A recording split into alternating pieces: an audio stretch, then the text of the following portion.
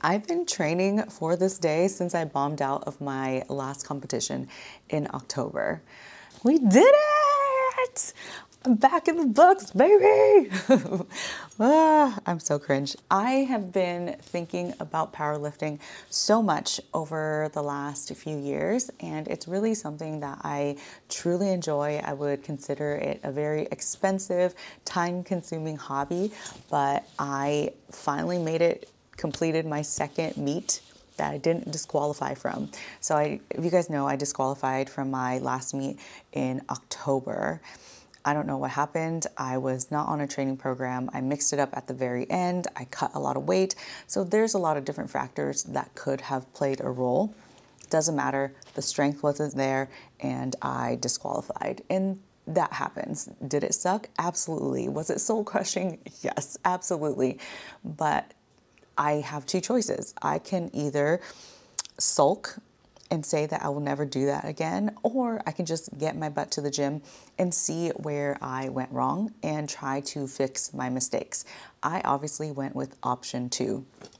I discovered a lot of different educators on powerlifting. Steve Denovi, I went on his PR Performance free 15-week program. And I started really trying to hone in on my deadlift again, really going back to the basics and just addressing my form so that I can improve in my lifts. And so I flew here to San Diego. This was a really fun lift because I got to lift with my sister for the first time. She lifts way more than me, but it was just fun being around people who are really strong. Like the powerlifting scene in California, I think there's a lot stronger people than it is in Washington just because it's like newer up there. And so everyone here was like squatting over 300 and I was like super intimidated. So like, I don't know about you guys, but I like to be like average, center average in any sort of room, just so like I can learn and be inspired by really strong or smart or intelligent, ambitious people. But I also like the newbies because they bring a lot of excitement and enthusiasm, and it gives me an opportunity to teach.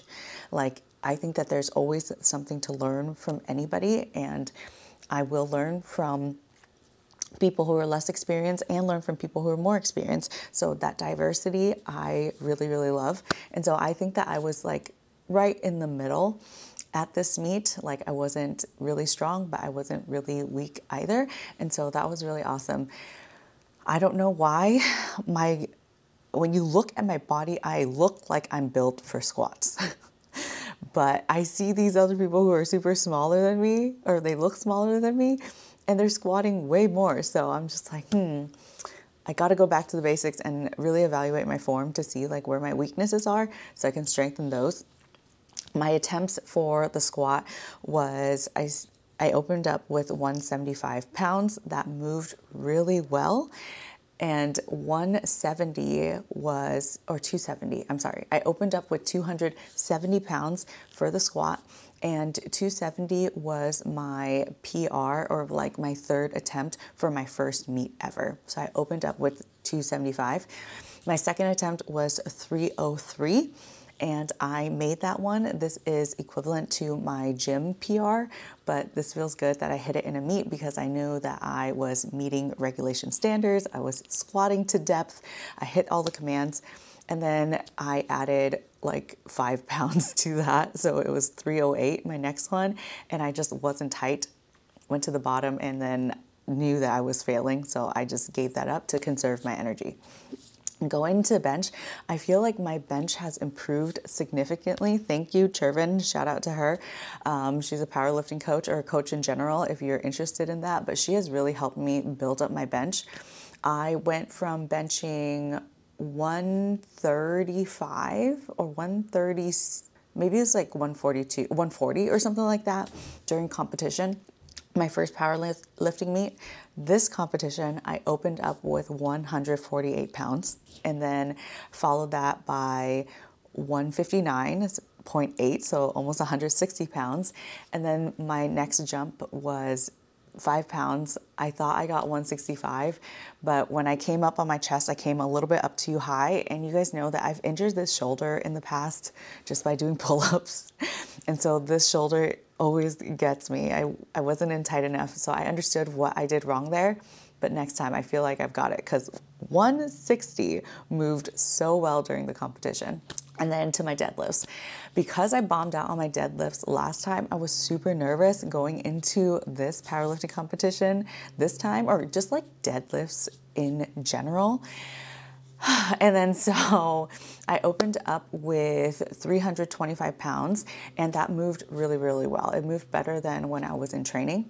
And then so I jumped up to 354 pounds. I've pulled this a couple of times during like forever. Like I think I've pulled it at least 4 times during this whole phase of training. And so I hit that really well. And then my last deadlift, I added 10 pounds. Right when I was starting to pull, I felt myself peeing. And I know I tell you guys all the time, like it's a natural thing. I have a weak pelvic floor. I have 2 huge children that I birthed through this pelvic floor vaginal canal.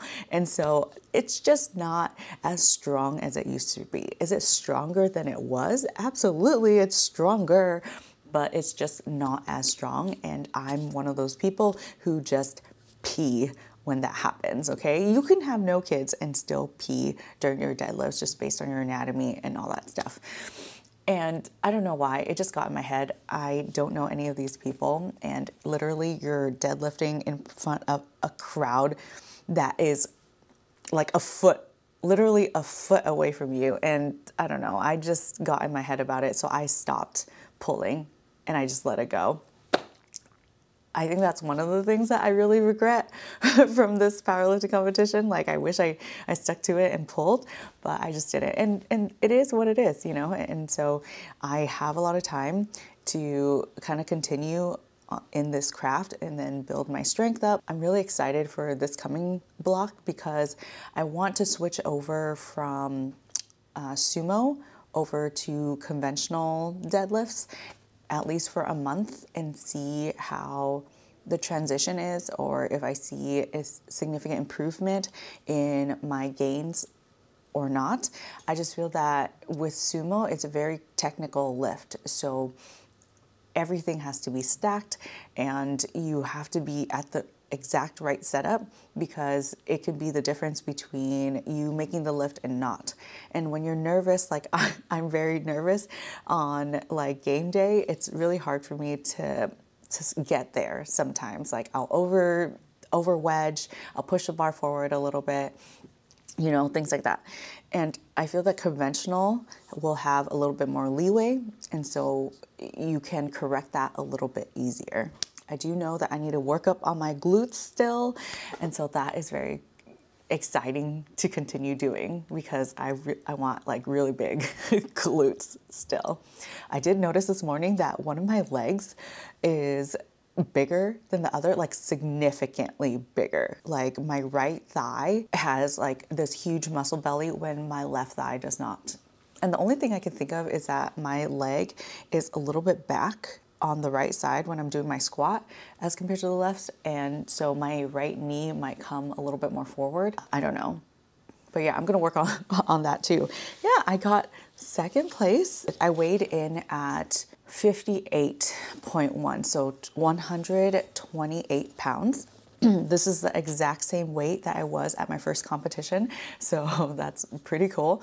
So if you guys know anything about the scoring system for USAPL or like powerlifting federations, they basically take your weight and then they put it into this algorithm of how many pounds you lifted, and it comes up with a score. So my dot score was 418, and I think that's pretty good. Like anything, well, to me, anything over 400 is like, you're becoming an advanced lifter. I got 375 on my first competition, and then my sister got 470. Elite level powerlifters are like 550, like over 500, 600s and above. And so I want to get there.